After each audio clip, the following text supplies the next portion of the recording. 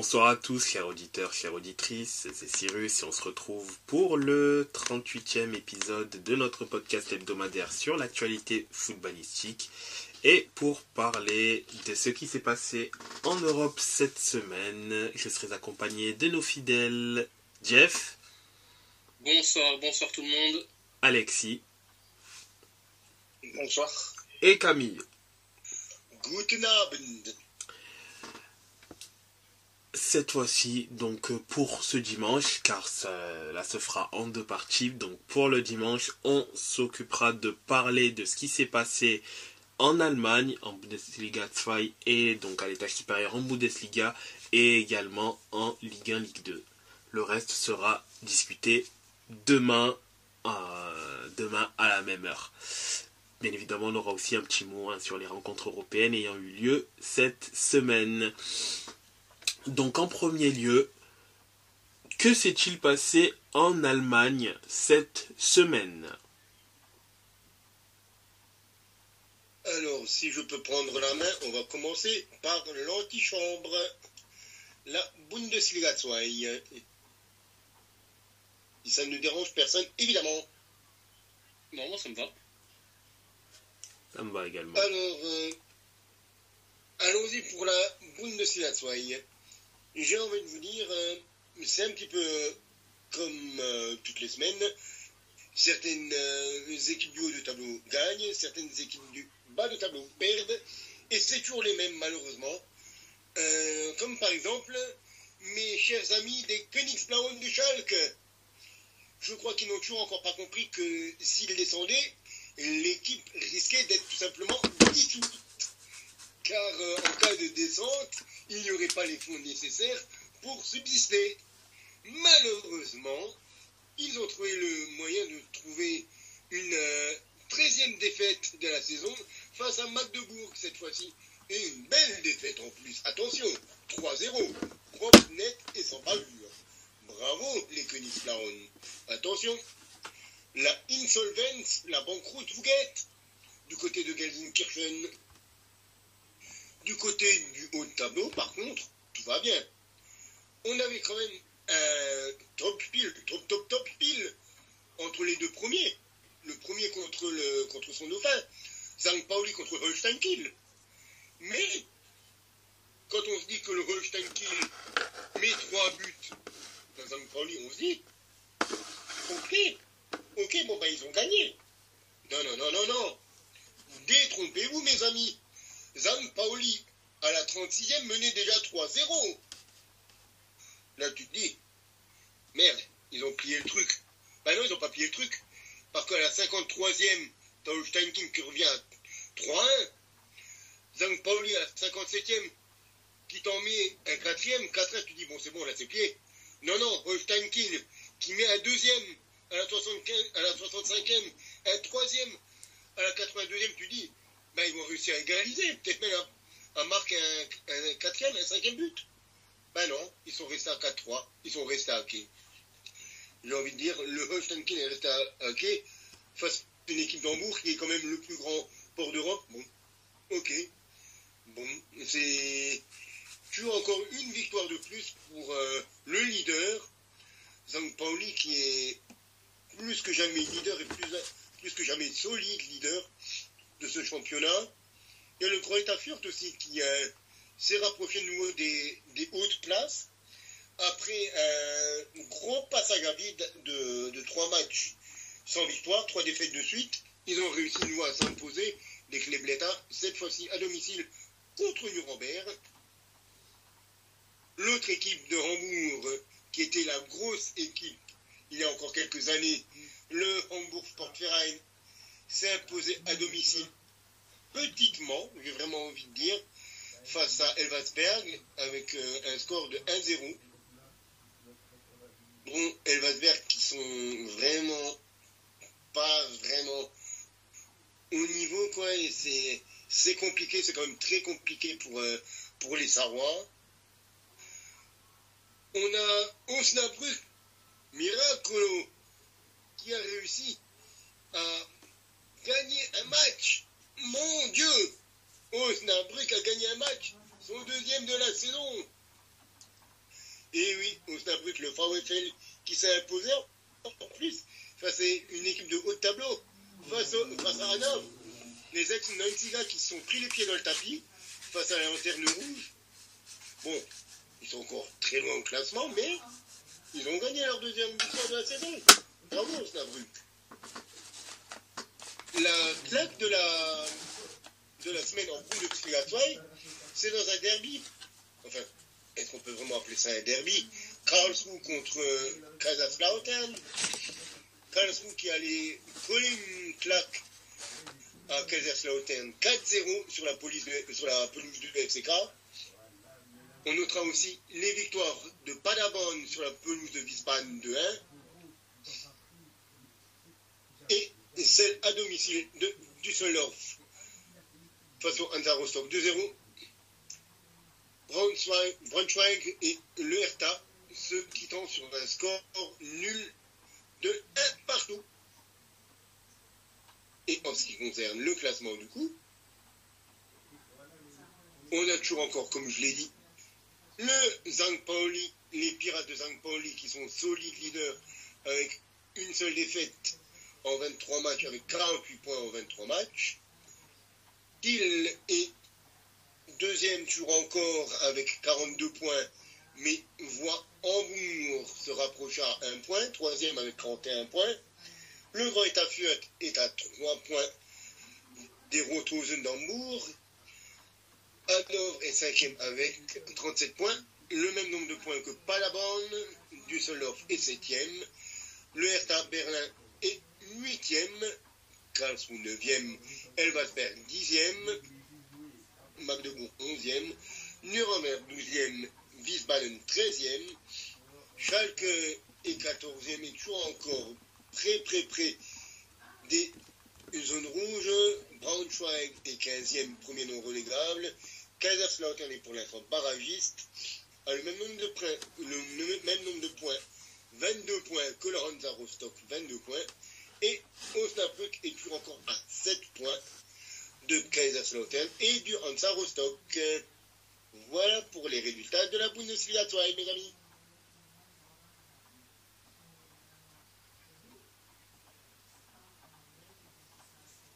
Des questions, des réactions? Non, pas spécialement de réaction. Vu que la course pour la montée en Bundesliga 2 reste quand même assez tendue. Quand je dis tendue, c'est parce qu'en fait il y a un très faible écart entre notamment le top 3 et les poursuivants ne sont pas très loin. Moi personnellement, je reste à l'affût de voir ce que ça va donner. Bon, déjà, St. Pauli, est-ce qu'ils continueront leur cavalier seul? C'est ça, leur cavalier seul, qui réussiront à être aussi bons, performants, et ça, plus le fait de voir est-ce que derrière Hambourg va encore une fois réussir à ne pas monter alors que elle est bien partie, l'équipe est bien partie pour. Est-ce qu'il y aura du changement dans le top 3? À voir. Mais en tout cas, la course est folle pour la montée. Et à voir ce que ça va donner. Moi, je vais pas vous cacher que j'attends quand même la remontée de Hambourg. Parce qu'après 55 ans de présence en Bundesliga, voire déjà 6 ans de Bundesliga sans le Dino, les Rotos de Hambourg, équipe qui m'a fait vibrer dans les années 2000. J'aimerais bien voir cette équipe quand même remonter. L'équipe du HSV, qui est d'ailleurs une des seules à s'être imposée dans les années 80 face à une équipe italienne, évidemment face à la Juve au début des années 80. C'est une équipe qui m'a fait vibrer dans les années 2000 avec les Van der Vaart, avec les Petric, les Marin, les Trochowski, les Van Boyten qu'on a bien connus dans le championnat de France. Donc, oui. J'aimerais bien voir cette équipe de nouveau à un niveau top, niveau élite tout simplement du football allemand. Et ça serait... Ouais, c'est vrai que ça reste quand même une place forte. Je me souviens aussi de Ivica Olic qui avait, lors de son passage au Bayern, fait beaucoup de mal aux à Lyon. Aïe, aïe, aïe. Champions. Donc il y a beaucoup de très très bons joueurs qui sont passés sur ces 20 dernières années. Et j'aimerais beaucoup les voir remonter. Les Rothosen, les culottes rouges, on les appelle les culottes rouges alors qu'il n'y a pas du tout de rouge dans leur emblème. De façon ironique. L'équipe aux losanges. Et si les deux équipes de Hambourg peuvent remonter, ça serait tout aussi bien pour la ville. Sachant le background qu'il y a sur cette équipe de St. Pauli, si quelqu'un veut se documenter sur cette équipe-là, il y a vraiment un background très intéressant, même relativement fou, à lire sur cette équipe. Et, il y a un certain folklore. Il y a vraiment un certain folklore derrière le FC St. Pauli. À moins qu'un certain spécialiste de Bundesliga ait la motivation et l'inspiration d'écrire un petit article dessus. Ça peut se faire aussi. Voire un audio, pourquoi pas, à un moment ou à un autre. Pourquoi pas. Pourquoi pas, tout est possible. Mais oui. J'y pense depuis un certain temps aussi, ne vous inquiétez pas.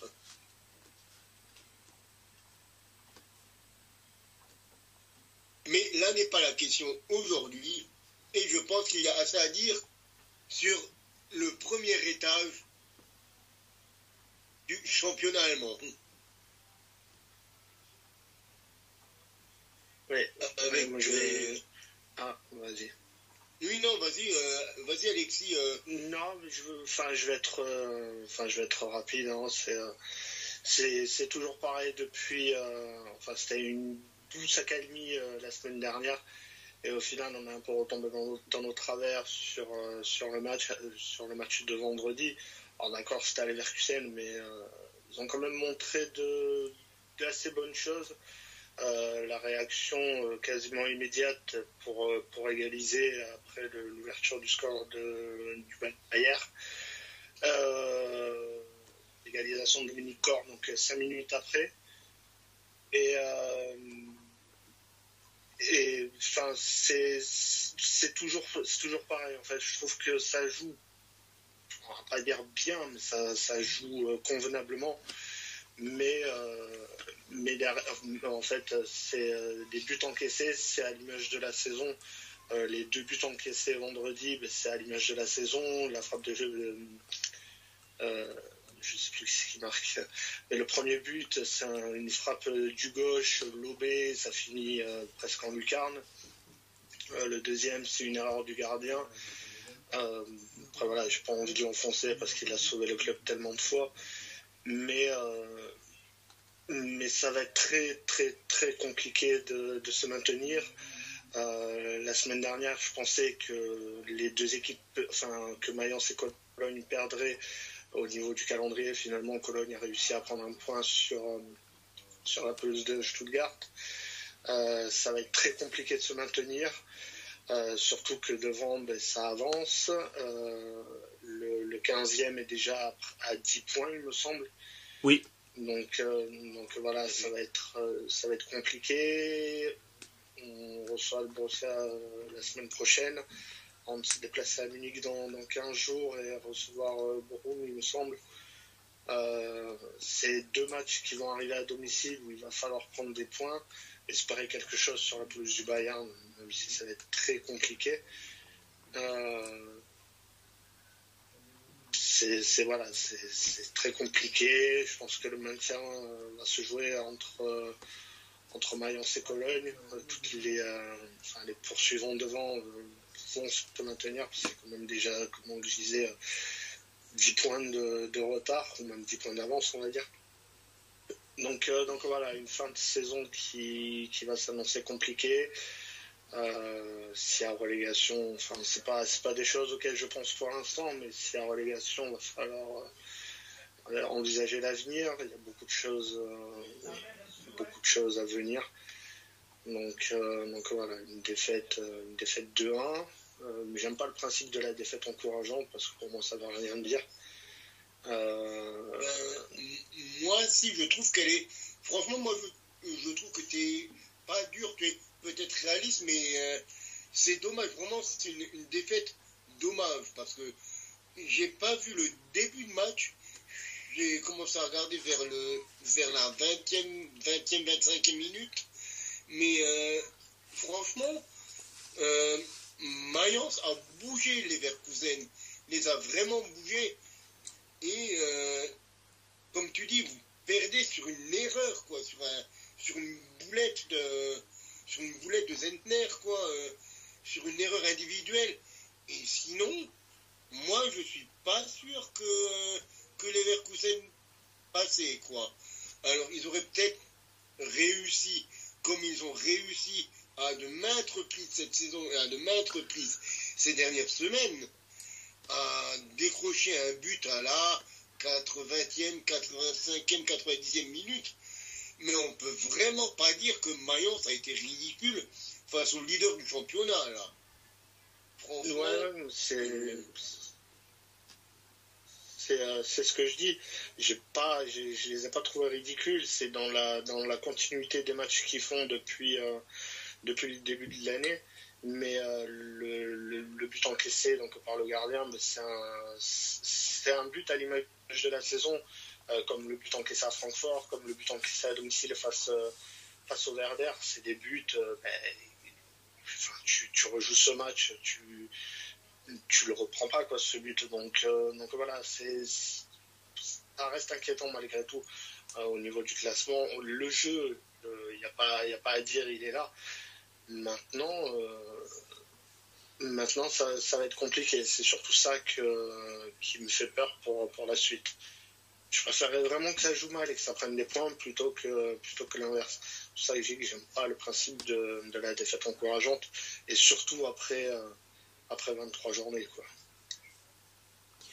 Après, il y a des équipes, tu sais, où on ne pensait plus certaines équipes gagnantes qui ont gagné. Comme déjà dit en off, je ne croyais, après le match de Juve Frosinone, je n'y croyais plus à la victoire quand j'ai vu le but de Danilo Rugani à la 96e.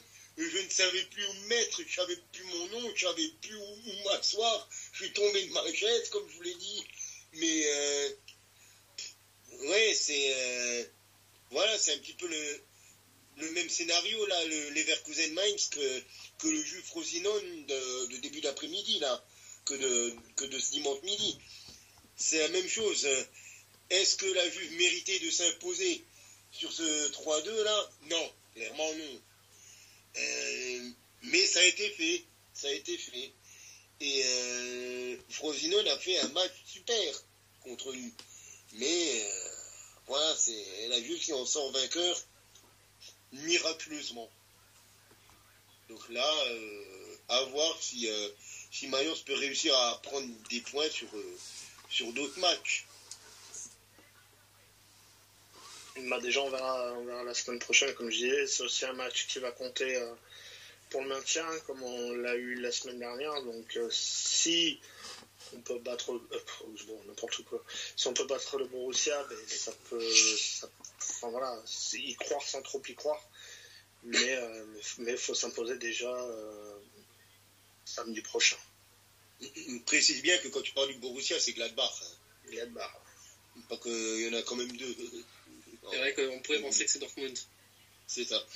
Parce que je pense que la plupart des gens, quand tu dis le Borussia, c'est le BVB. Oui. Alors qu'on parle des Fohlen. Les Fohlen du Niederrhein. Pour prendre mon bel accent allemand. Donc ouais, voilà ce que je pouvais dire à peu près sur le match de vendredi. On peut peut-être encore prendre le côté Leverkusen. Leverkusen qui continue encore sur sa lancée. Toujours encore invaincu du coup. C'est ça.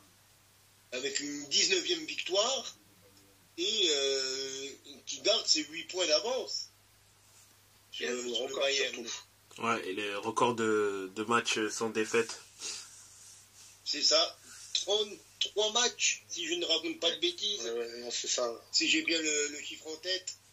C'est ça. Parce qu'il y avait une équipe qui a suivi derrière. Il y a une équipe qui a suivi, notamment soulevée par un grand Harry Kane. Parce que il y avait le Topspiel hier soir, samedi soir, entre le Bayern Munich et le Rasenballsport Leipzig. Et le Bayern qui s'est fait peur, qui s'est fait très très peur face à Leipzig. Et je pensais que là, à la fin de cette journée, il y allait y avoir 10 points d'écart entre Leverkusen et le Bayern. Mais non, non, non. Le Bayern compte un monstre dans son équipe quand même. Et je pose mes mots. Un monstre, Monsieur Harry Kane, qui délivre à la 91e. Le pire, c'est que tu le sens venir. Tu le sens venir à la fin, à la 90e, 91e, tu te dis, c'est con là, ils vont marquer. À la 85e, je me suis dit, putain, c'est bon, c'est mort. Ils vont faire 1-1. Et je les vois arriver les bagues. À la 86e, 87e, 88e. Je les vois arriver les vagues bavarois sur le but de la Leipzig. Et là, à un moment, tu dis, c'est le feeling. En allemand, ils ont cette expression, le sentiment au bout des doigts, le Fingerspitzgefühl, qui te dit, ces cons-là, ils vont réussir à le faire encore. Et à la 91e, tu dis, punaise, ce salaud d'Harry Kane, il a de nouveau marqué. Il a marqué son doublé pour redonner l'avantage au Bayern. Et tu dis, c'est fatigant quand même. C'est top, top, top. Comme dirait quelqu'un. Alors que Leipzig avait égalisé à la 70e par Cesco. Mais non, c'est un Bayern qui a retrouvé le goût de la victoire. Après quasiment un mois sans victoire. Et le Bayern, je l'avais évidemment dit dans mon débrief, mais est la première équipe à gagner 1000 matchs à domicile. Première équipe dans l'histoire de la Bundesliga à s'imposer 1000 fois à domicile. Eh ben quand même, sacré stat. Énorme stat. Quand je parlais de stats historiques dans mon débrief, c'est historique avec un grand H. Mais de toute façon, l'histoire, c'est ce à quoi est habitué, en général, le Bayern Munich. Et pas du tout ce qu'il est en train de nous faire. Enfin, si, même, ils ne sont pas sur des stats dégoûtants. Cette saison, c'est juste le Bayern qui surperforme, c'est le Bayern qui sur 1, 2, 3, surperforme de fou. Je vais y arriver. Et sinon, des victoires, on en a eu une grosse de Gladbach. Tu parlais justement de Gladbach avant, Alexis. Gladbach qui s'est imposé 5-2 face au VfL Bochum. C'était une sorte de derby, parce qu'il y a beaucoup de derby quand même de Nordrhein-Westfalen, parce qu'ils sont tous un petit peu dans ce coin là-bas. 5-2 avec seulement un but français, le dernier, enfin 2 buts français, ceux de Ngoumou et un autre Onura, à la 96e. Donc les Fohlen qui sont toujours encore sur courant alternatif, mais qui se démerdent plutôt bien.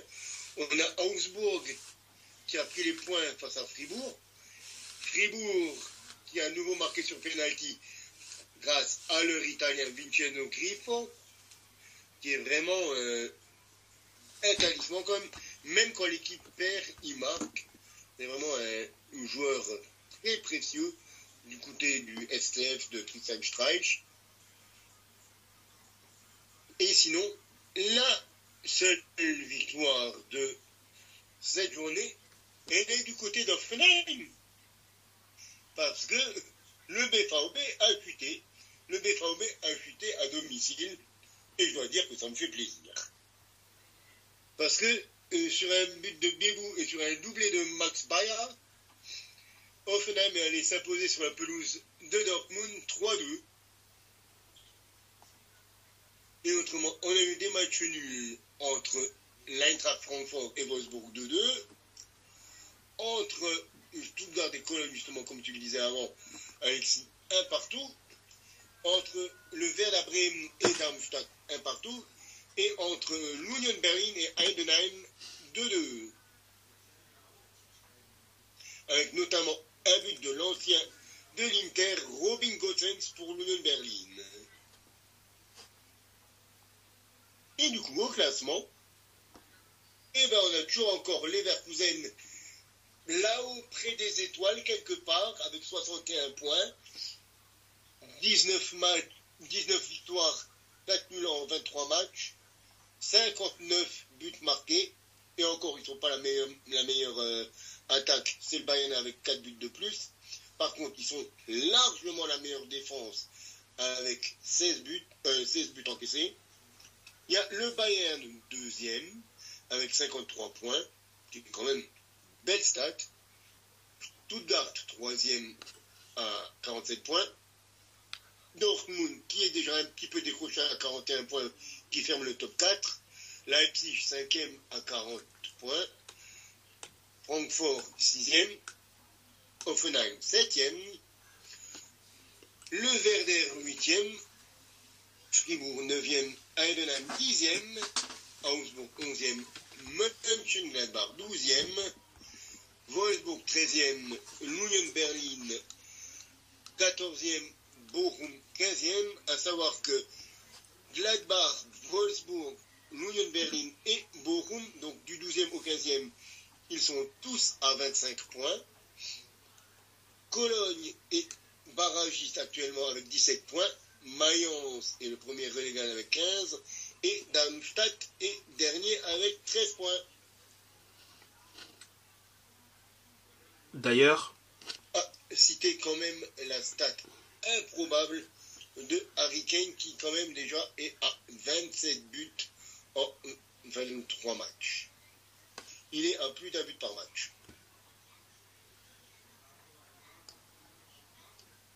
Et la stat qui m'est apparue aussi ce week-end, c'est que Stuttgart est aussi bien fourni au niveau buteur, car ils ont le deuxième meilleur buteur du championnat et le quatrième, Serhou Guirassy avec 18 buts et Denis Undav avec 14.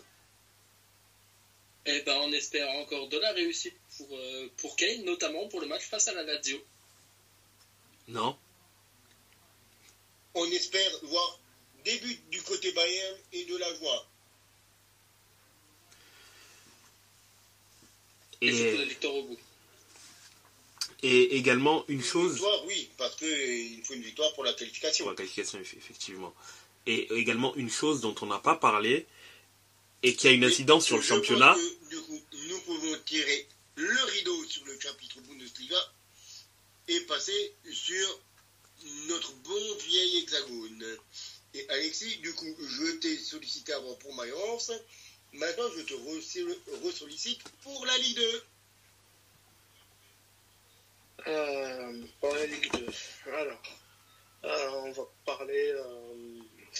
j'aurais bien voulu éviter le sujet, mais on va quand même en discuter sur ce qui s'est passé hier soir du côté de Bordeaux, avec hors terrain, du coup, la très très grave blessure d'Albert Ellis, qui est sorti à la 10e minute, mais qui a subi un choc très violent à la tête.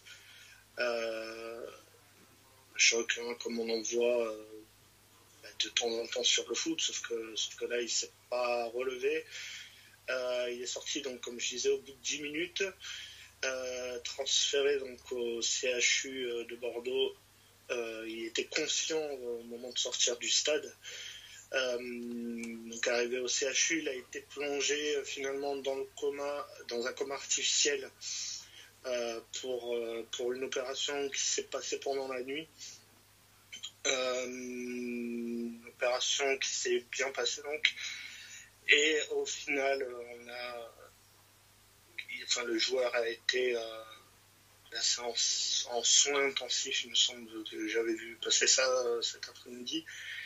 Et les Girondins qui ont fait un communiqué plutôt inquiétant, on va dire, hein, parce que voilà, ils n'avaient pas parlé depuis hier soir. Je vous passe un peu les débuts, mais ils disent que notamment le joueur a été transféré rapidement au CHU Pellegrin, donc de Bordeaux, où l'intervention chirurgicale a été réalisée dans la nuit.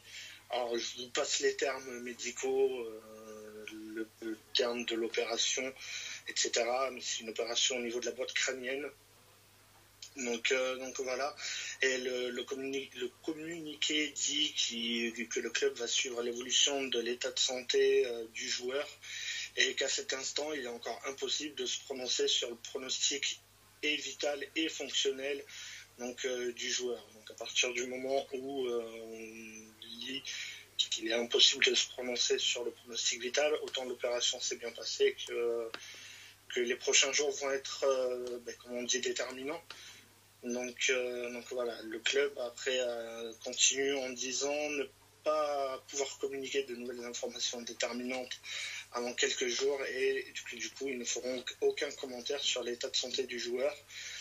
Et il termine en disant, en appelant surtout à la retenue, alors que ce soit au niveau des supporters, des journalistes, en fait, de ce qu'on appelle la course à l'information, où finalement sa famille et ses proches sont à son chevet et attendent la suite donc de l'état de santé du joueur.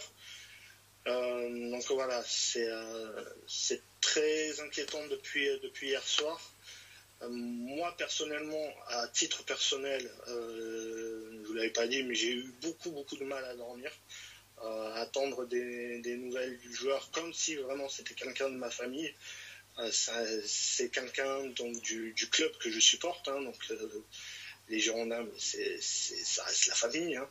Donc voilà, c'est beaucoup d'infos qu'on espérait avoir pendant la soirée, pendant la nuit, etc.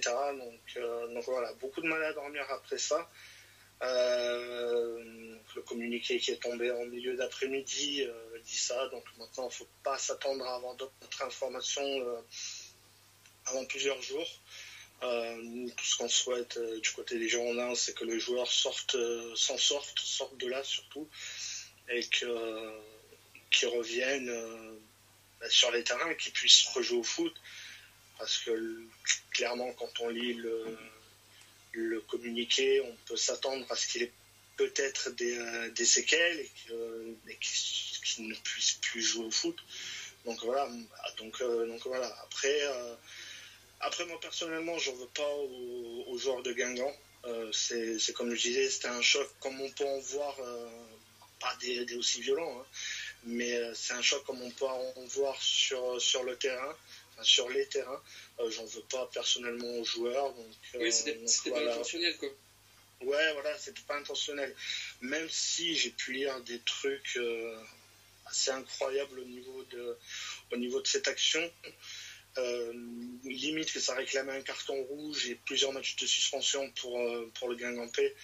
Moi personnellement, j'en suis pas là, c'est pas intentionnel. Donc voilà, maintenant il faut attendre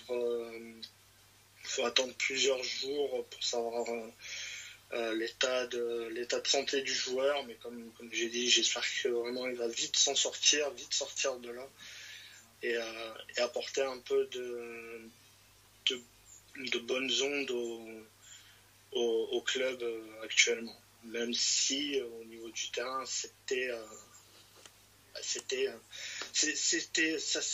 plutôt réussi, mais comme on dit dans ce genre de victoire, la victoire est secondaire par rapport à l'état de santé du joueur. Maintenant, s'il faut un peu parler du terrain, Bordeaux qui recevait Guingamp hier soir,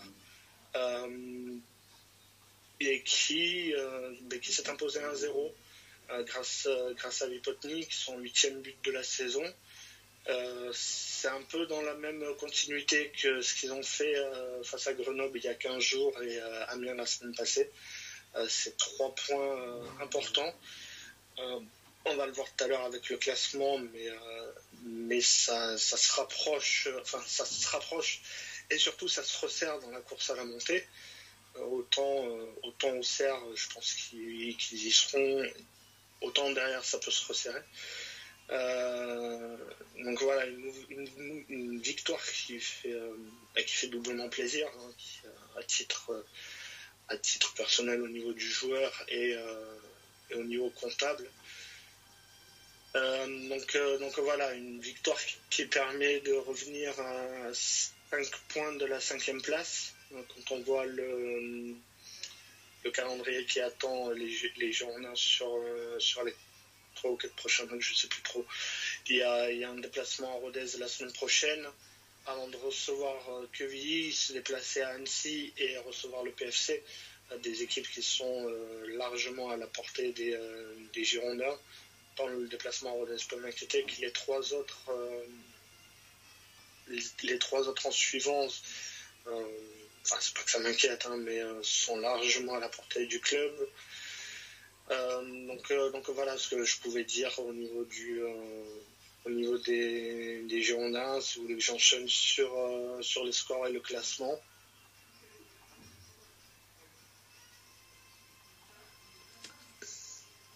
Quelqu'un? Oui, le classement. Ah oui, d'accord. Donc du coup, je vais enchaîner sur les scores. 0-0 donc entre Ajaccio et Amiens. Auxerre qui perd 2 points à domicile en se faisant rejoindre à la 90e minute face à Bastia, 1 partout. Donc Bordeaux qui bat Guingamp 1-0. Laval qui fait la bonne opération des équipes de tête en s'imposant contre Concarneau, c'est pas Concarneau le match, donc qui s'impose contre Concarneau 3-1. C'est Pau aussi qui fait une bonne opération et qui va s'imposer à Grenoble 1-0. 0-0 entre Quevilly et le Paris FC. Dunkerque est dans le bas du classement qui fait la bonne opération en allant s'imposer à 3-2-1 et Rodez qui s'impose à Valenciennes. Et au niveau du classement, c'est ton 3-2-1 qui m'a perturbé. Au niveau du classement, donc on a Auxerre en tête avec 51 points, Angers qui est deuxième avec un match en moins, 46 points, troisième Laval 44 points, Saint-Etienne donc qui revient dans le top 5 et qui s'était imposé donc hier aussi face à Annecy, ça je l'avais pas dit, donc qui revient et qui est quatrième avec 41 points. Et là on commence à avoir un resserré au niveau entre la 5e et la 13e place. On a Grenoble qui est 5e avec 40 points, 6e Rodez et Ajaccio avec 38 points, 8e Pau avec 37 points comme Amiens 37 points, Caen avec un match en moins avec 36 points, 11e Guingamp 35 points comme le PFC et donc Bordeaux, donc 35 points, Concarneau qui est 14e avec 32 points. Et là, on a un peu un resserre aussi au niveau des équipes sur la relégation.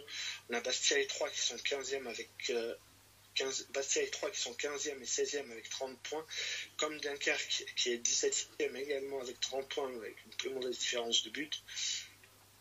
Ça commence à devenir un peu compliqué pour Quevilly qui a 5 points de retard sur la 16e place avec 25 points. Ça devient très très compliqué pour Annecy avec 23 points. Et Valenciennes qui file tout droit du coup vers le national. Donc voilà, si j'ai 2 secondes également pour annoncer les prochains matchs qui vont avoir lieu le week-end prochain. Donc on va y aller. Bien que ça aille vite. Hein. Donc la journée qui s'ouvrira donc le samedi après-midi avec un match entre le PFC et Saint-Etienne à 15h. Samedi, donc on aura Guingamp 3, Laval Amiens, Bastia Grenoble, Rodez Bordeaux, donc Auxerre Valenciennes, Annecy Quevilly, donc très important pour le maintien, Pau qui recevra Caen, Dunkerque qui recevra Concarneau, également important pour le maintien, et la journée qui se terminera donc lundi prochain avec le match entre Angers et Ajaccio. Donc voilà ce que je pouvais dire sur la Ligue 2.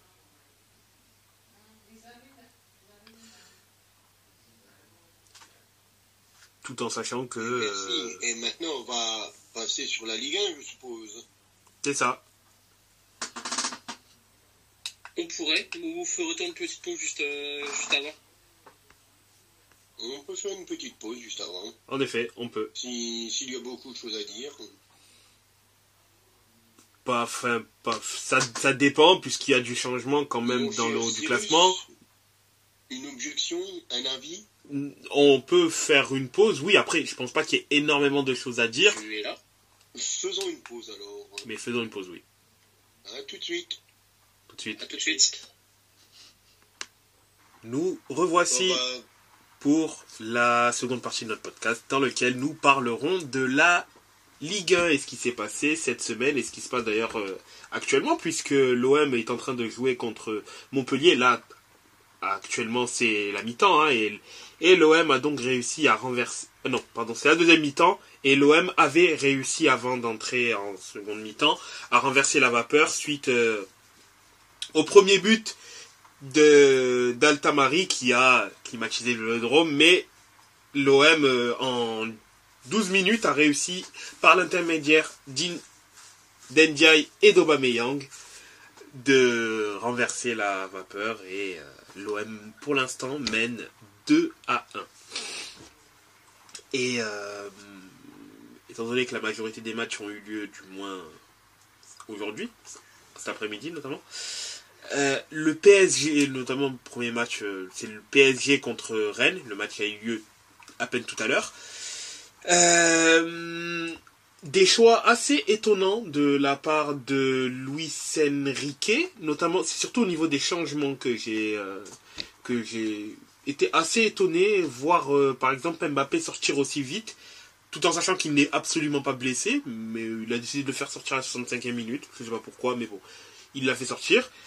Nuno Mendes, je m'attendais pas à le revoir grappiller des minutes maintenant. Je pensais qu'il allait vraiment attendre le mois de mars pour pouvoir le faire revenir, même si on est quasiment en termes de délai, ça correspond à peu près à ce qui était prévu concernant sa blessure. Ensuite, oui, j'aurais également pensé que Ugarte aurait des minutes. Parce qu'après, est-ce que c'est par rapport à son profil de jeu que maintenant il décide de jouer avec 3 milieux à vocation entre parenthèses technique, puisque Vitinha semble être le joueur plus disposé à jouer sentinelle. Du coup, je sais pas, c'est assez étrange pour le coup, mais bon, ça semble être un choix de Luis Enrique. D'ailleurs, pour peut-être qu'il veut mettre Vitinha un petit peu dans un poste de Pirlo. Oui, sans doute. De Regista. C'est ça, à mon avis, c'est cela. Mais donc, je vois pas d'autre explication en fait, parce que bon, Zahir Emery, c'était pas un Regista, hein, ouais. on va pas se le cacher, c'est un vrai 8. Et après, il n'y a pas beaucoup d'autres mecs non plus au milieu de terrain. Bon, Fabien Ruiz, c'est un 8 plutôt défensif, mais 8 quand même. Kang In-lee, pour moi, c'est même pas un milieu de terrain à la base. Ouais, voilà.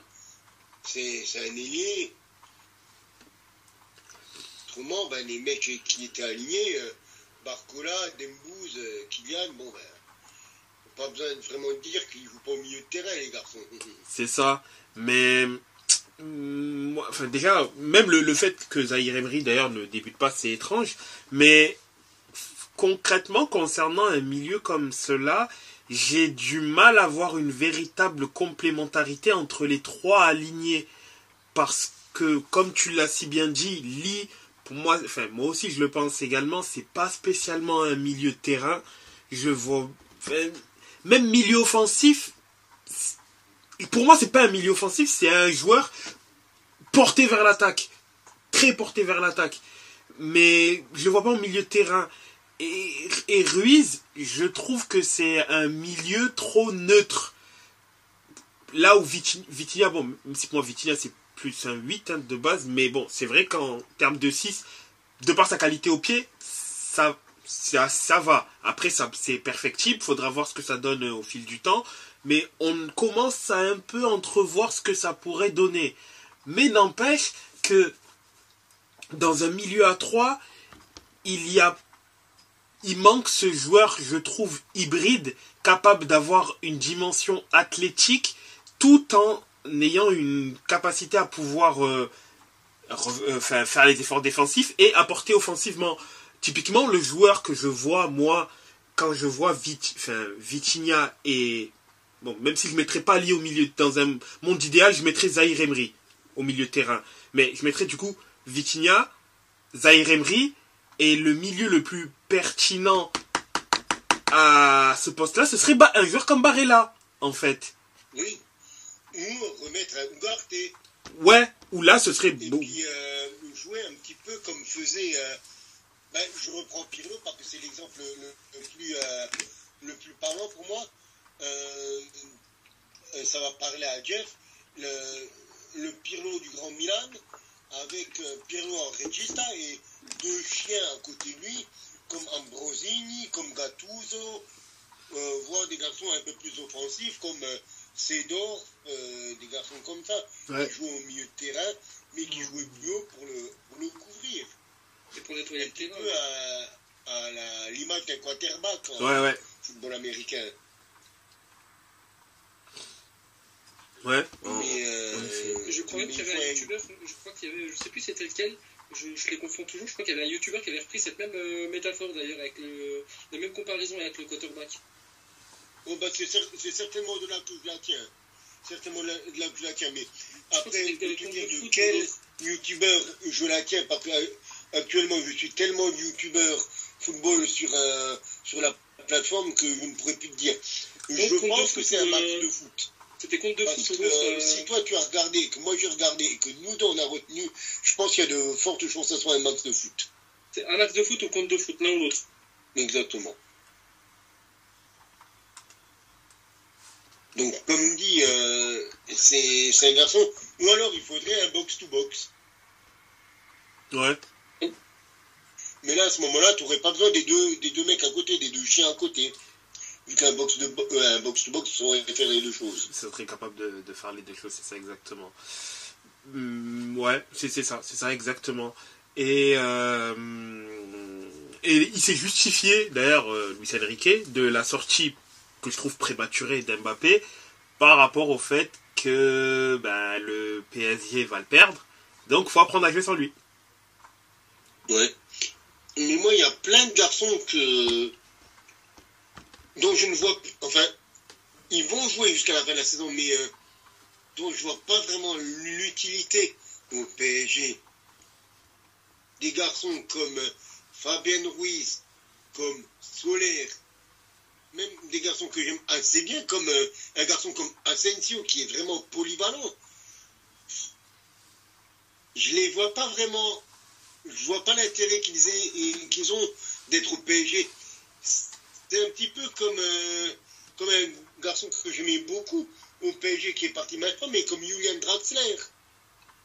Draxler, c'était un de mes chouchous, Draxler, mais parce qu'il pouvait jouer partout, mais si tu joues partout, mais que tu ne performes nulle part, ça ne sert pas à grand-chose. Mais Draxler, à un moment, performé au PSG. C'est l'arrivée... À un moment. Oui, mais après, ce qu'il a desservi... C'est Neymar et Mbappé. Voilà, c'est ça. C'est ce qui a fait que, mécaniquement, les deux prennent 2 places en attaque et lui, à moins d'être exceptionnel, tu ne pouvais qu'avoir un statut de remplaçant. Après, d'un côté, c'est aussi de sa faute. Il avait la qualité aussi de jouer au milieu de terrain. C'est ça. Après, c'est à lui aussi de se faire violence, entre parenthèses, de manière à prouver que t'as le talent. On le sait tous que t'as le talent. T'inquiète pas, on sait que t'étais un des plus gros talents. Il y a 6 places quand même. Il y a 6 places pour jouer. Donc, allez, 5, parce que jouer en 6, voilà. Ça aurait pas été son truc à Draxler. Même en Regista, il n'avait pas les qualités pour ça, il n'avait pas le type de joueur pour ça. Mais il avait 5 places quand même. Il y en a 2 qui sont prises par Neymar et par Mbappé. Il en reste 3. Admettons, on enlève encore une par Messi ou par Cavani ou par X joueurs importants qui étaient là cette saison, il en reste 2 quand même.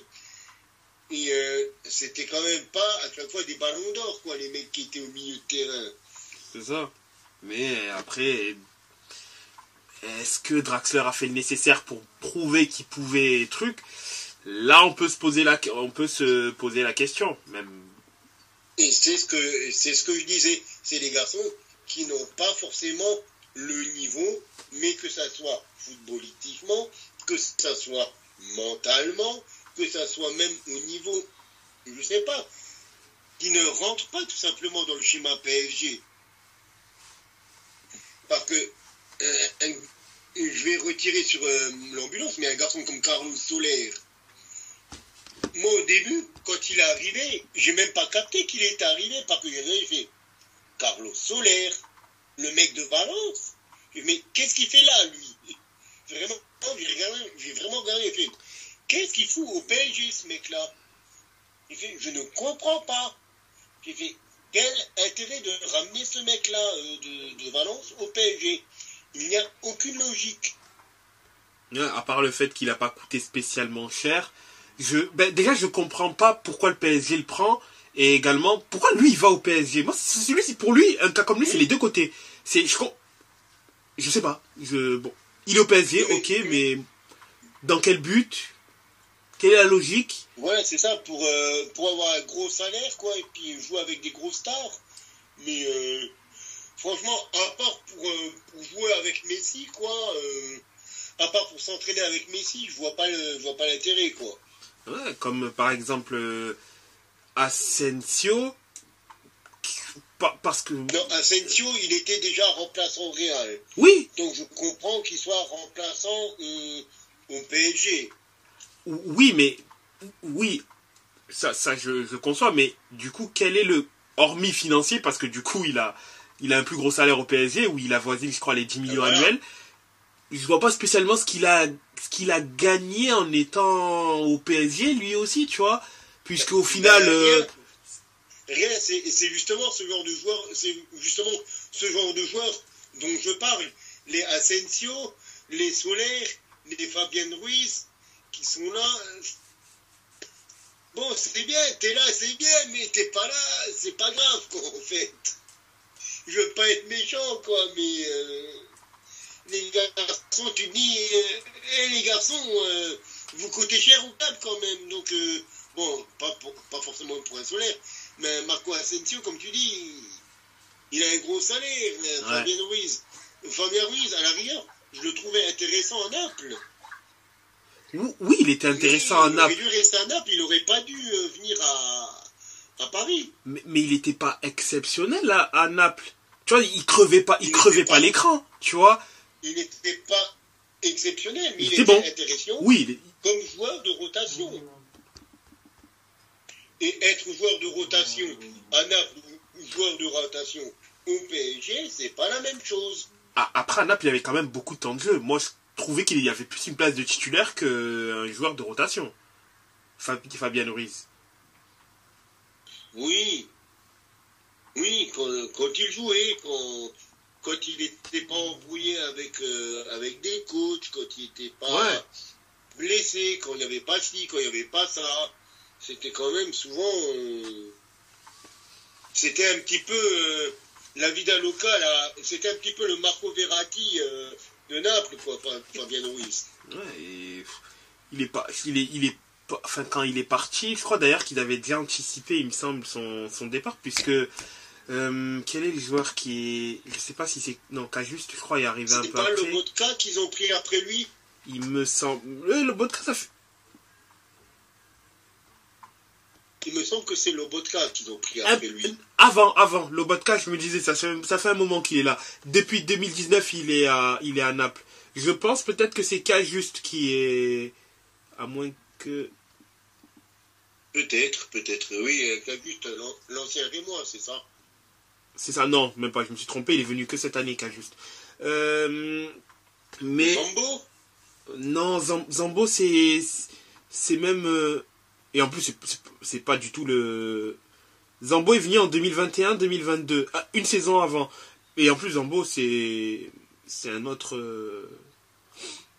Ah, c'est un 6, c'est clairement un 6. Ouais, c'est carrément 6. Après...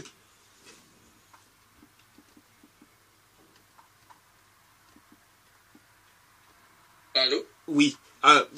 Cyrus, on t'entend très mal. Est-ce qu'on m'entend mieux maintenant? Là, oui. On t'entend mieux, là, oui.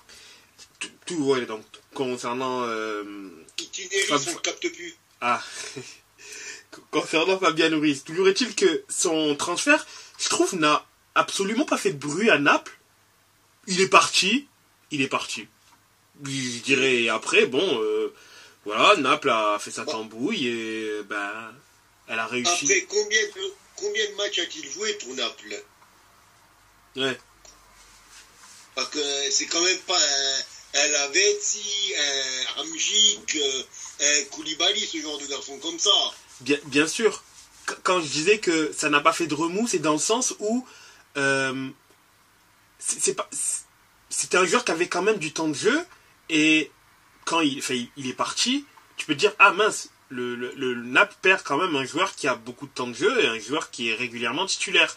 Et pour le coup, non, ça a quasiment rien fait. Et c'est là où je dis, c'est quand même bizarre que Naples n'a même pas n'a pas donné l'impression de se battre en fait pour le garder. C'est bon, on a eu l'intérêt du PSG, il est parti pour quasiment, enfin c'est un peu moins, hein, quasiment une 30aine de millions. Bon on le vend, hein, l'offre elle est sympa, on le vend et puis voilà. Enfin, tu vois, je raconte des conneries nouveau, parce que le Napoli c'est le club avec très loin d'avance pour lequel il a le plus joué. 166 matchs et 60 pour le PSG actuellement. Pour Fabian Ruiz. Et même il a 59 pour le Betis. Et je trouve que Fabian Ruiz dans ce PSG, il a... Enfin, pas ce PSG, parce que ce PSG, je trouve que le milieu est quand même un élément assez faible, pour le coup, et on le remarque. Et je parle pas de la défense, parce que, notamment, Nuno Mendes a une longue blessure. Il y a également Kipembe qui est encore blessé, et qui risque d'être blessé quasiment jusqu'à la fin de saison. Enfin, j'espère qu'il reviendra bien, mais surtout qu'on ne précipitera pas son retour. Parce que c'est quand même une blessure grave qu'il a. Mais la défense... Enfin, le milieu de terrain, pardon, c'est vraiment un point faible au PSG, et c'est bizarre parce que autant c'est vrai qu'il y a eu cette recherche de 6 depuis Thiago Motta qui déchaîne entre parenthèses les passions au PSG, Krikoviak, etc. Bien que logiquement le 6 en question aurait dû être Verratti. Mais bon, on connaît Verratti et bon, voilà, la vie a fait que. Mais Verratti, ça a jamais... Verratti, en fait, ça a toujours été un régista comme Pirlo, on en parlait avant. C'est pas un gratteur de ballon, Verratti. Il faisait ça bien. Il te nettoyait le ballon, il te le rendait. Mais c'était pas Roy Keane, quoi. Le gars. Oui, justement, ouais, c'est ça. Un petit peu. Et en fait, le PSG attendait de Verratti d'avoir et un Pirlo et un Roy Keane dans le même Marco Verratti. Mais tu peux pas demander ces deux choses au même joueur, parce que c'est pas les mêmes profils. C'est comme si tu demandes Cristiano Ronaldo et Messi dans le même joueur. Il y en a... À un moment, ça va pas marcher. C'est deux joueurs différents, deux joueurs du même niveau, deux joueurs extraordinaires, mais qui n'ont pas les mêmes capacités. Ils ont eu des demandes et finalement ils ont eu Bob Marley. Non, là tu m'as perdu. Là. par rapport au côté qui fume, etc. C'est... Voilà quoi. C'était... oui. C'est... Ouais, pas faux. En plus, t'es raccord avec l'actualité, avec le film de Bob Marley qui est sorti. C'est vrai. Mais oui, évidemment. Le problème qu'il y a, c'est que aussi, j'ai l'impression qu'au PSG, souvent, on focalise le truc sur c'est le 6 qui nous manque. Mais le problème, c'est que c'est pas seulement sur le terrain qu'il y a un problème du côté de PSG. Alors évidemment, il manque ce 6. Il manque ce 6 sur la durée. Parce qu'Ugarte, moi je suis désolé, quand il est arrivé en début de saison, tout le monde s'accordait à dire que Ugarte est super joueur. Comme Danilo Pereira, quand il est arrivé, qu'on ne le faisait pas jouer tout le temps en défense centrale, Danilo Pereira, super joueur, capitaine de Porto, machin, badani, badana. Ok. Et les garçons, il faut qu'ils jouent une saison, 2 saisons, 3 saisons sur le même poste et sur le poste de 6. Et que tu leur dis, ok, c'est bien, tu es capable de jouer à ce poste-là. Mais c'est toujours encore des garçons assez jeunes quand même qui prennent. C'est pas souvent des mecs de 30 ans ou 28 ans. Parce que même, Danilo Pereira, quand ils le prennent, il est déjà assez expérimenté. Oui. Mais c'est, j'ai presque envie de dire, c'est rare. En effet. Et, pardon ? Non, en effet, c'est vrai que Danilo Pereira, quand ils le prennent, il est âgé. C'est entre parenthèses, bien évidemment.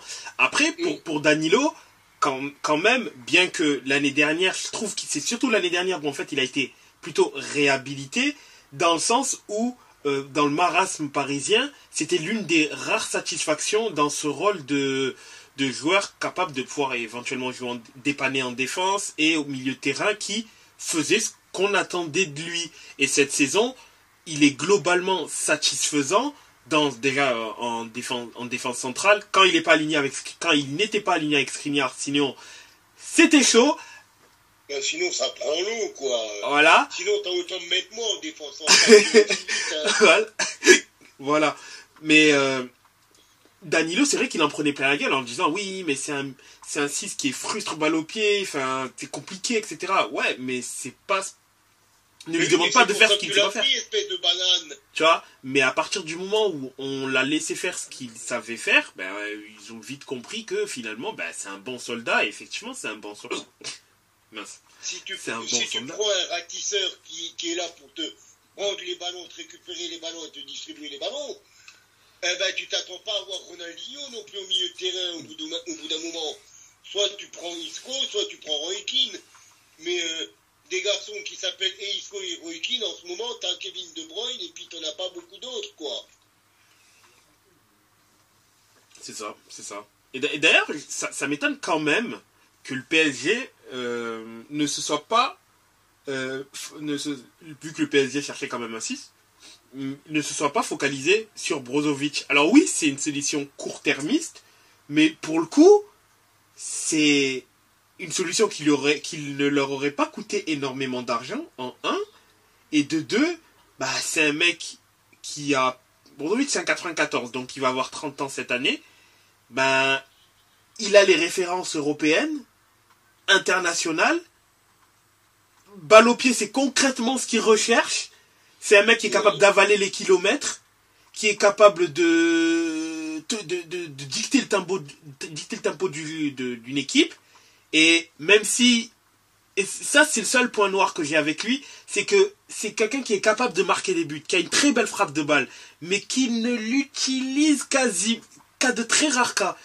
Il se contente d'être un excellent 6. Il se contente de ça alors qu'il pourrait largement pousser la balle et déclencher à 25-30 mètres. Parce qu'il est capable de le faire et il l'a déjà fait à multiples reprises.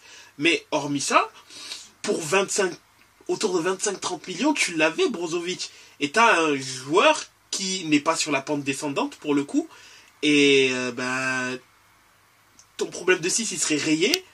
T'avais pas besoin de prendre Ugarte pour 60 millions. Parce que oui, c'était un bon joueur, mais il ne valait certainement pas cette somme-là. Et t'avais ton joueur d'expérience qui a un poste dont tu recherches depuis quasiment 10 ans, ou si ce n'est 15, un joueur globalement bon à ce niveau-là. Mais bon, il est parti en Arabie Saoudite avec CR7 et puis voilà, il fait sa tambouille de chemin. Mais oh ben t'as vu, hein, avec Anderson, les garçons peuvent revenir très vite. Hein. Oui. Oui, avec Henderson, c'est vrai qu'ils peuvent revenir très très vite. Mais bon, c'est vrai que cette journée de Ligue 1, on va pas faire une focalisation sur le PSG pour en revenir au match. Et il est vrai que déjà le PSG a quand même assez galéré pour pouvoir accrocher le match nul. Ils l'ont accroché qu'à la toute fin de match sur un penalty de Ramos. Et l'ouverture du score d'ailleurs de Gouiri est un très beau but. Un rush globalement solitaire de Gouiri où il fait un grand pont au défenseur du PSG. Puis en première intention extérieure du pied, lucarne droite de Donnarumma. Imparable. Je pense qu'un certain ailier portugais n'aurait pas du moins été jaloux de ce genre de but là. Il y en a quelques-uns en ce moment qui sont jaloux, qui n'auraient pas été jaloux. Des jeunes et des moins jeunes. C'est ça exactement.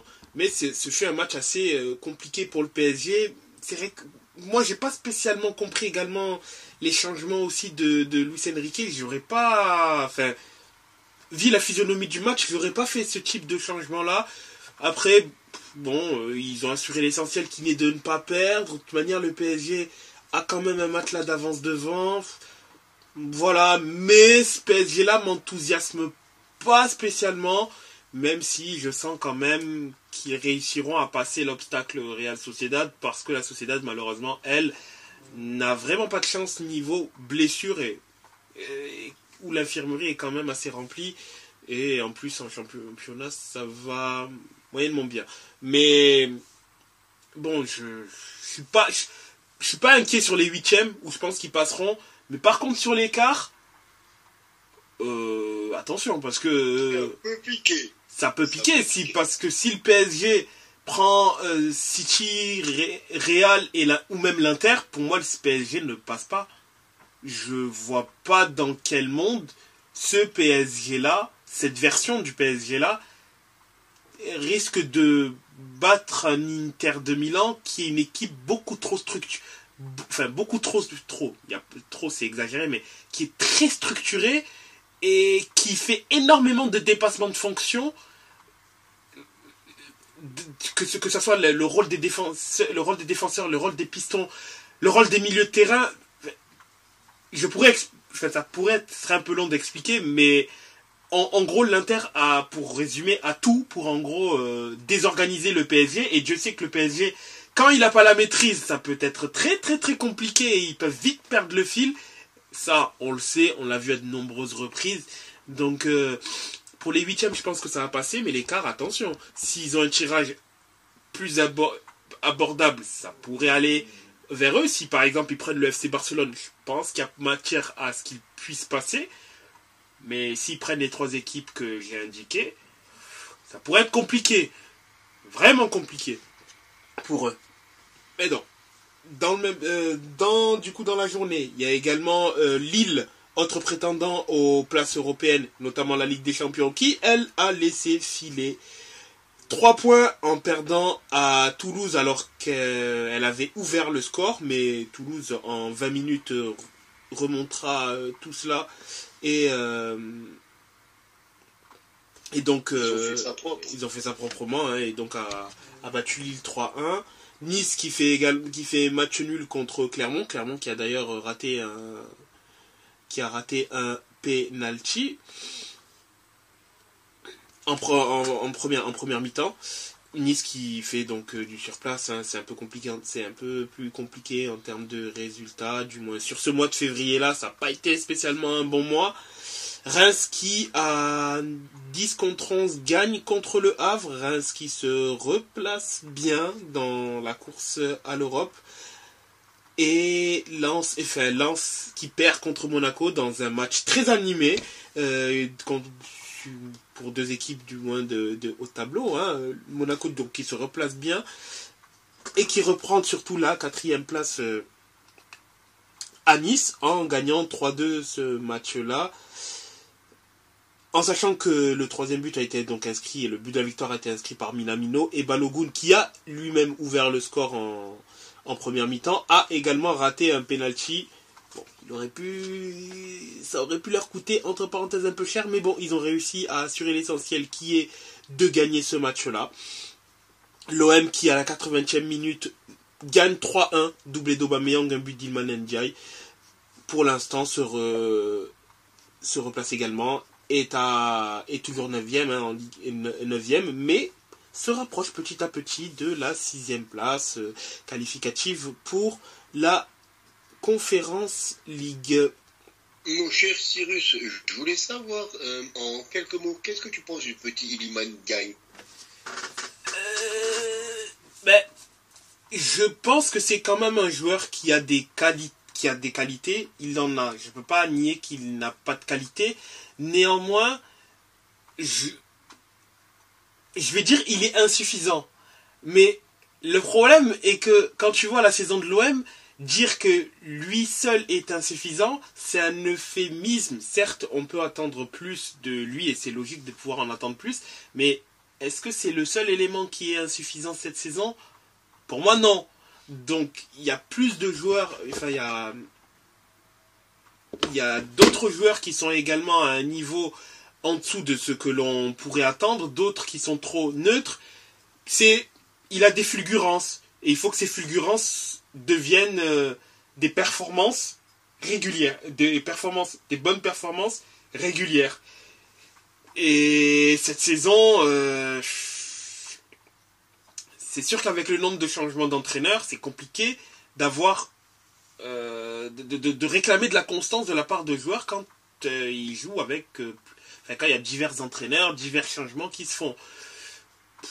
On va dire que si aujourd'hui la saison s'arrête, je lui mettrais une note qui serait entre 4,5 et 5, mais du moins je ne l'enterrerai pas trop vite, parce que cette saison-là, c'est une saison assez bordélique, et si on avait eu un entraîneur déjà sur toute la saison, j'aurais pu avoir un jugement plus objectif. Mais quand on a 3, du coup ça fait 4 en fait, c'est le 4e Gasset si je ne me trompe pas, 4e entraîneur dans l'année, parce que ça fait 1, 2... Ouais, le 4e, puisqu'il y a eu l'intérim aussi à un moment. Le 4e entraîneur en même pas une saison, faire un jugement objectif en indiquant oui mais il a été insuffisant, ouais d'accord, mais avec autant de changements dans l'équipe, difficile d'être vraiment impartial du moins quand on parle de quelqu'un. Quand on aura une saison complète avec au moins une saison complète avec un seul entraîneur, là on pourra dire je trouve qu'il a été insuffisant, je trouve que dans la philosophie de jeu de l'entraîneur il ne montrait pas assez. Dans ce qu'il aurait, dans ses qualités, on retrouve pas ce qu'il a montré en Angleterre. Bon, mais bon, là, je dirais des fulgurances, mais faut chercher de la stabilité. Déjà en poste de coach et ensuite lui dans ce qu'il amène. Oh, l'OM vient de marquer triplé d'Aubameyang, 4-1. Bon, c'est d'ailleurs Iliman Ndiaye, je me demandais de parler de lui. Il vient de sortir il y a 1 minute pour l'entrée d'Onana. Non, il n'est pas gardien de but, c'est le milieu de terrain de l'OM, Onana. Et Aubameyang vient de marquer donc le 4e but de l'OM. Et je pense, sauf miracle, l'OM risque de gagner assez largement contre Montpellier. Et c'est fort probable. Quelques minutes de la fin. Et du coup, ça clôturera une belle semaine, du moins pour l'OM, qui a réussi à faire le nécessaire contre le Shakhtar et du coup, qui s'est qualifié et qui, là, également marque 4 buts, 7 buts en moins d'une semaine. C'est bien.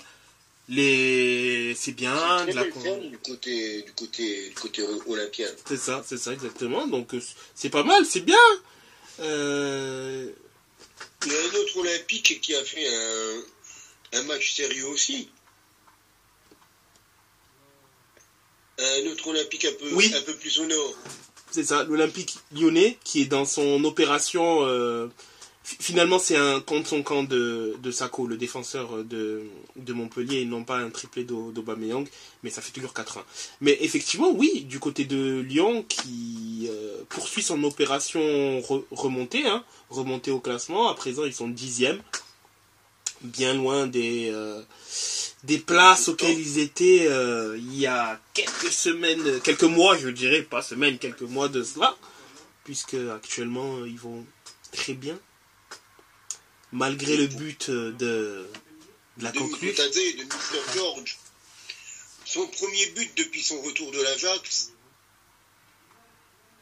qui a fait un petit peu péter Saint-Symphorien, mais juste avant la mi-temps, Alexandre Lacazette qui égalise pour l'OM.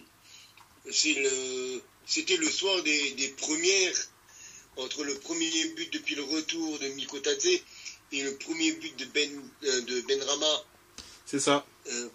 Pour Lyon. Pour Lyon. Bon, franchement, j'ai même pas envie de dire grand feu sur ce match. Je l'ai suivi de loin. Je voulais y aller, mais étant donné que j'avais la crève, j'y étais pas. C'est là que tu te dis, il y a un gros problème du côté de Metz, parce que cette équipe de Lyon n'a pas à avoir plus de 60% de possession de ballon, à avoir autant d'occasions. Mais il y a un gros problème de volonté dans cette équipe. Mais beaucoup appellent au départ de Bologna, beaucoup disent que c'est la fin de son cycle, tout simplement, et qu'il n'y arrive plus. Quand tu regardes, il y a tout simplement deux des plus gros cadres de l'effectif messin, qui sont le capitaine Mathieu Hudol, qui dit on a manqué de volonté, et le gardien Alex Oukidja qui dit c'est pas ça le FC Metz, c'est pas ce qu'on veut donner, c'est pas actuellement ça qu'on veut faire sur le terrain. Eh ben faites-le les mecs. C'est pas Bologna, c'est pas les supporters, c'est pas les mecs qui gèrent la circulation devant le stade, c'est pas les mecs qui vous préparent les maillots, c'est pas les jardiniers, c'est vous les mecs qui êtes sur le terrain, c'est les mecs là qui doivent faire autre chose. Alors quand j'entends un Christophe Herrel, oui les supporters ils nous ont traités à la fin du match. Mais espèce de fils de flûte, va. Mais en même temps, les supporters, ils sont là tous les matchs.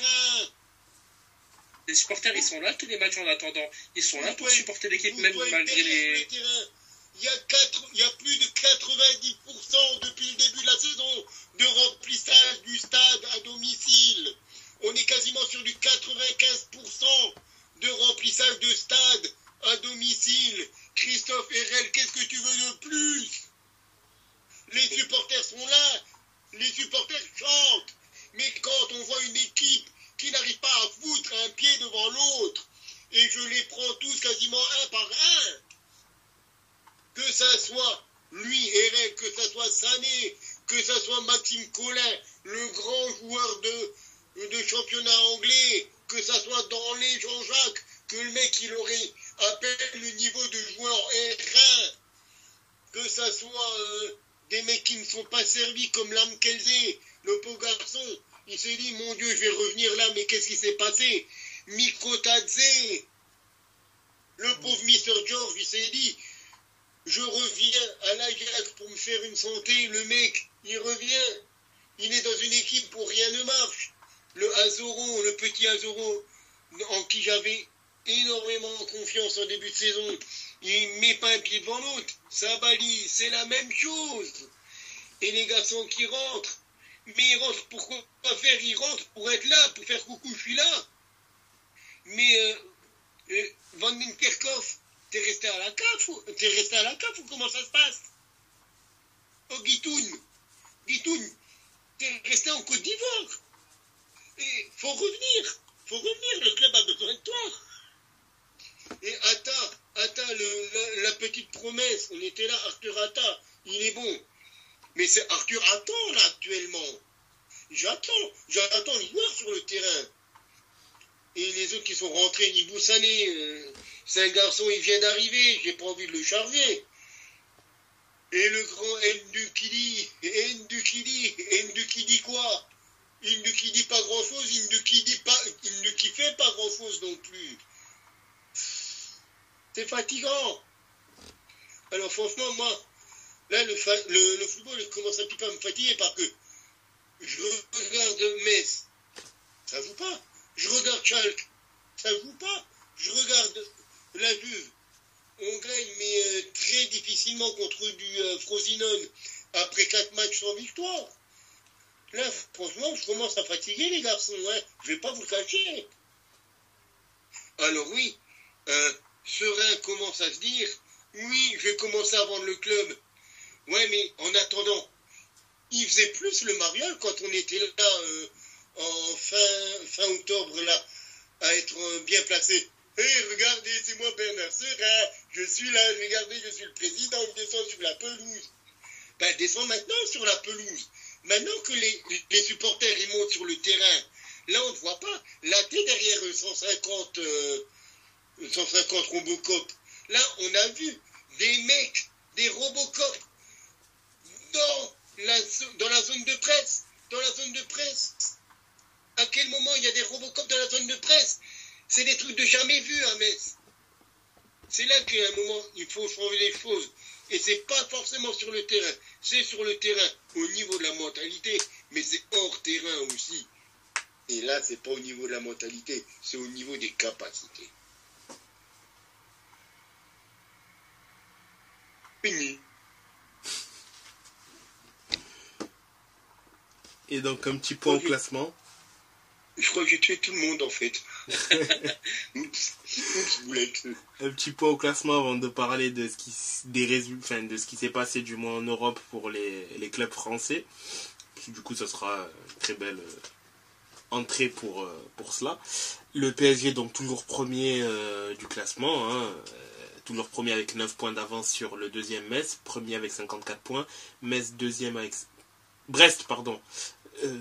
Oui, ça aurait pu être Metz, mais là, c'est pas fait exprès. On n'y est pas, Cyrus. Les calculs sont pas bons, Cyrus. Ah, ils sont vraiment pas bons. Et c'était pas fait exprès en plus. Brest est deuxième avec 43 points. Monaco troisième avec 41 points. Nice quatrième avec 40 points. Cinquième Lille avec 38 points. Sixième Lens avec 36. Septième Rennes avec 35. Reims avec 34. Marseille 9e avec 33, Lyon 10e avec 28 points, 11e Toulouse avec 26 points, 12e Nantes avec 25, idem pour Strasbourg. Le Havre 14e avec 24 points, Montpellier et Lorient sont 15e et Lorient est 16e avec 22 points. Metz premier, donc relégable avec 17 points, même nombre de points que Clermont qui a également 17 points. Au niveau de ce qui s'est passé cette semaine en Europe, pas de miracle pour Rennes, malgré un match fort intéressant, parce que pour le coup, oui, le match Rennes-Milan a été très très intéressant, riche en émotions, je dirais, triplé de Bourigeaud. Riche en but. Riche en but, exactement. Riche en tout. Riche en pas tout. Pas de miracle, mais ça reste quand même une victoire française. Même s'il n'y a pas de miracle, c'est quand même beau. Enfin, c'est dommage pour l'équipe de Milan qui avait le match très bien normal à l'aller. Hein. Mais ouais, c'est Bourigeaud fait son match. Ouais, et ce qui peut être rageant pour Rennes, c'est qu'en fait, c'est des erreurs, mais débiles, qui vont chaque fois amener un but du Milan. Le premier but du Milan, c'est... Oui, certes, le centre est très très beau de Théo Hernandez, tendu comme il le fallait. Jovic la reprend parfaitement de la tête. Rien à dire, mais bon, l'alignement des défenseurs... Le premier but, tu peux rien dire dessus. L'alignement des défenseurs de Rennes, il est pas spécialement bon non plus, parce qu'il est quand même un peu tout seul, Jovic. Le deuxième, c'est quand... Alors que Rennes venait à peine de marquer, se prendre un but aussi rapidement... C'est un peu compliqué. Ils sont déconcentrés. Voilà, tu vois, c'est quand même un peu compliqué. Surtout qu'ils ont joué de malchance parce que la balle... Léao, qui aurait d'ailleurs pu largement mieux faire sur cette action-là, faire plus simple plutôt. Faire plus simple cette action-là. Il est tout heureux de revoir le ballon revenir vers lui parce qu'il y a un cafouillage entre le défenseur et Mandanda. La balle revient vers lui. On ne sait pas comment, mais bon. Il y a une partie de ping-pong et la balle revient vers lui et ensuite il peut marquer. Mais pour le coup, en fait, je trouve que le Milan a récupéré ce que Rennes lui a donné. Rennes a fait des grosses erreurs. Ben écoute, Milan les a transformées. En gros, c'est ça. J'ai pas trouvé le Milan spécialement bon sur ce match, mais d'un côté, je peux aussi le comprendre. Ils avaient 3 buts d'avance. Donc forcément, je pense qu'ils n'avaient pas à cœur de se faire écraser, ça c'est sûr. Mais... Milan a joué avec suffisance, tout simplement. Aussi. Voilà, c'est ça, tout simplement. C'est que ils ont dit on a 3 buts d'avance, c'est bon, jamais de la vie ils vont remonter, donc on peut jouer tranquille. Ils ont dit c'est bon, c'est joué. C'est ça. Et ouais, c'est qu'il y a une autre équipe qui a voulu justement jouer. Ouais, et sans leurs erreurs individuelles, le match aurait pu être tout autre. Mais bon, ils ont fait ces fautes-là et ça fait qu'il y a une défaite, certes, une défaite 3-2, mais une défaite au final, une défaite trop faible pour le Milan pour les empêcher de passer ce tour de qualification. Et mine 2, sur les scores cumulés, à part Roma, Feyenoord et Toulouse, il y a eu quand même pas mal de buts sur ces tours de qualif d'Europa. C'est ça. C'est ça, en effet. Et du spectacle, il y en a quand même aussi eu pour le match de Lens contre Fribourg, s'il n'y a pas de bêtises. Oui, Fribourg. C'est ça, contre Fribourg, à Fribourg. À Fribourg, d'ailleurs. Où il est vrai que, voyant le début de match de Lens, et le fait de les voir même mener jusqu'à 2-0, je me dis, ah, ça c'est bien, ça c'est intéressant, c'est super pour Lens. Ils vont passer ce tour-là, enfin ils sont bien placés pour passer ce tour-là, et ça va être cool pour eux. C'est peut-être une épopée européenne, on sait pas, et... C'était pas spécial, mais je le suivais, mais un peu de loin, je regardais pas ce match-là précisément, mais 2-1, 2-2, enfin, une égalisation quasiment assez tardive dans le match. À 90e. Tu dis, oh, là, certes, c'est vrai que s'il y avait la règle du but à l'extérieur, il se serait qualifié. Ouais. Mais malheureusement, c'est pas le cas. Prolongation. Ça n'existe plus, donc prolongation et Grigoric qui vient crucifier les espoirs lensois. Et c'est un petit peu comme Toulouse. Toulouse qui avait fait un bon match, mais qui n'a pas réussi à marquer ce but qu'il leur fallait pour recoller au score. C'est ça. Malgré beaucoup de tentatives dans leur match, 16 tirs, 6 cadrés. Le Benfica n'a tiré qu'une fois cadré au but. Et il me semble que c'était une frappe de Di Maria que j'avais vu dans le multiplex. Donc voilà, c'est un petit peu dommage pour les équipes françaises. Bon, Marseille a fait le taf aussi. C'est ça. Pour le coup, oui. Marseille, oui, a fait le taf. Où, en voyant que le Shakhtar avait marqué un but, on se dit ils vont pas perdre quand même, c'est pas possible. Déjà que la saison est compliquée, ils vont pas encore plus faire n'importe quoi. Et puis non, finalement, ils ont réussi à faire le nécessaire, à faire le taf et à gagner contre le Shakhtar. Contre le Shakhtar. Du coup, ils affronteront, parce que comme par hasard, ils affronteront Villarreal. Villarreal de Marcelino, c'est ça exactement. Alors, est-ce qu'on devrait craindre Villarreal? Alors, sur le papier, non, parce que Villarreal, c'est très compliqué en championnat cette année, très très compliqué, on sent qu'ils sont sur la fin d'un cycle. Après, attention, parce que ils peuvent jouer, bon, là pour l'instant ils sont pas à l'instant T enfin, ils sont pas à l'instant T proches d'être relégués, mais du moins, s'ils arrivent pour l'instant, s'ils consolident leur place dans le ventre mou, entre parenthèses, parce que jouer l'Europe, ça semble être très compliqué l'année prochaine, ils vont jouer leur va-tout en Ligue Europa. Et on a connu des équipes, notamment une équipe espagnole, qui allait pas très bien, ou moyennement bien en championnat, qui jouait son va-tout en Ligue Europa et qui l'a gagné. Donc, c'est Séville. Mais donc, attention. Certes, ils sont prenables, parce que pour le coup, oui, ils sont prenables. C'est pas le Villarreal d'il y a 2-3 saisons.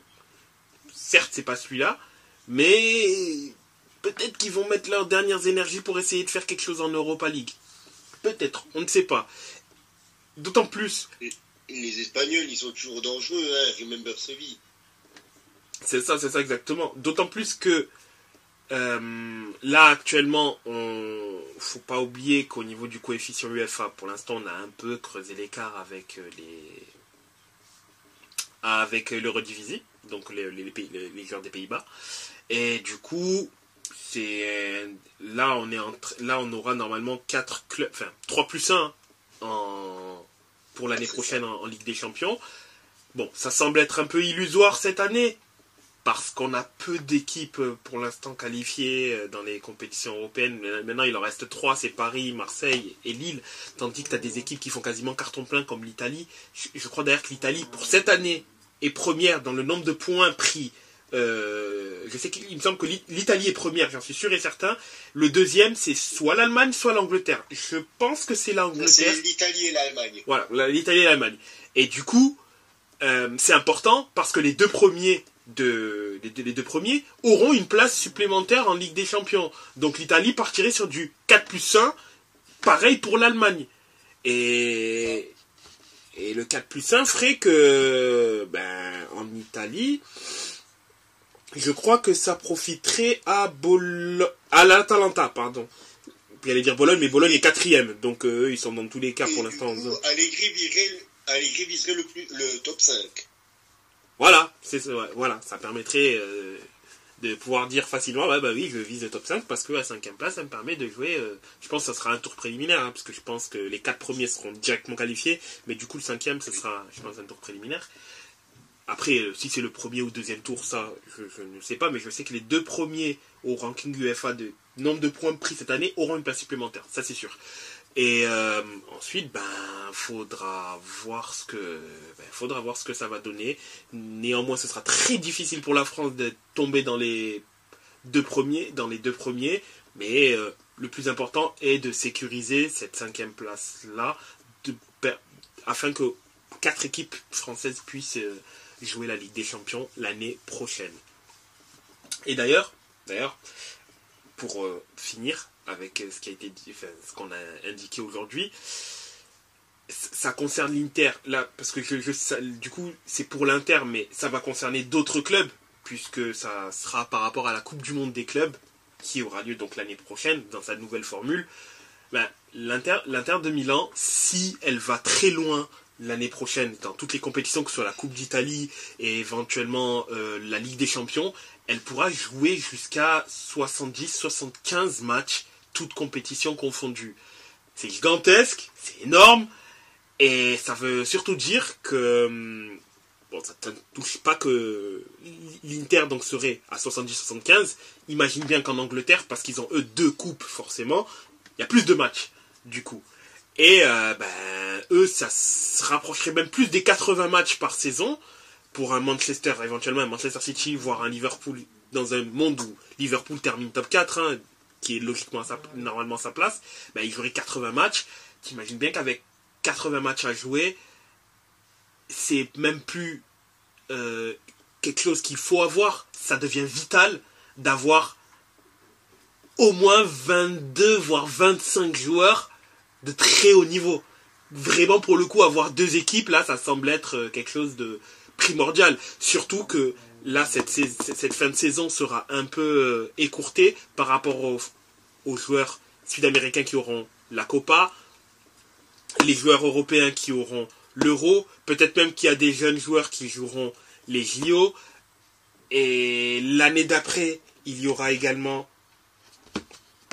la CAN qui risque de se passer en été également.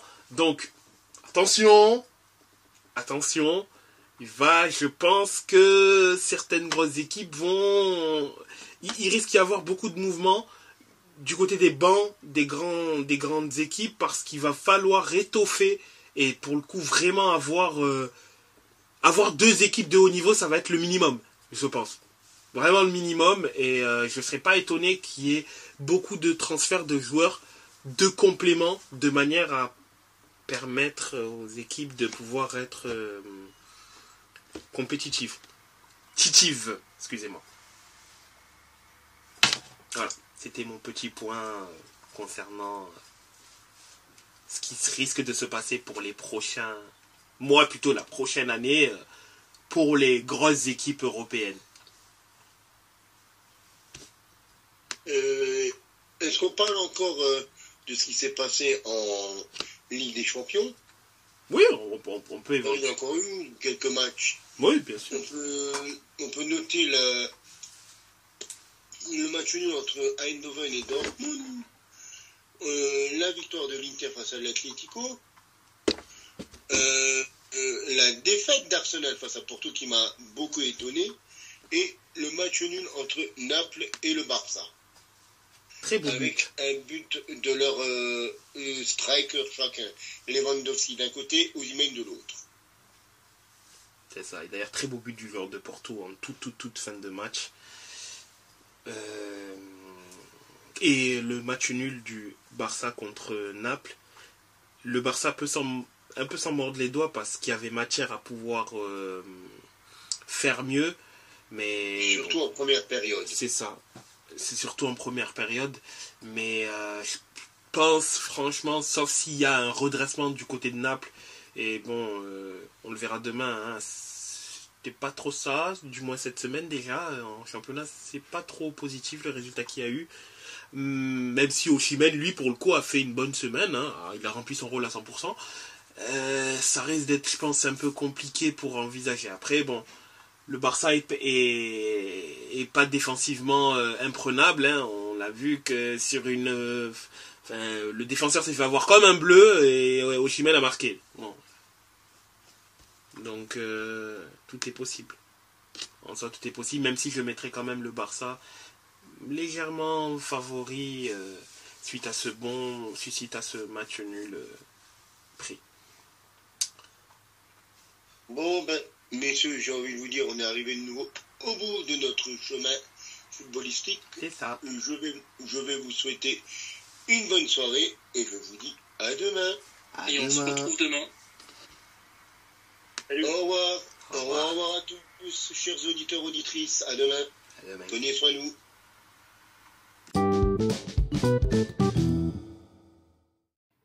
Afin de nous suivre sur les différents réseaux sociaux, vous pouvez aller sur Facebook, La Table Ronde, sur Twitter, La Table Ronde 777, sur Instagram, La Table Ronde, 2 fois tiré du 8.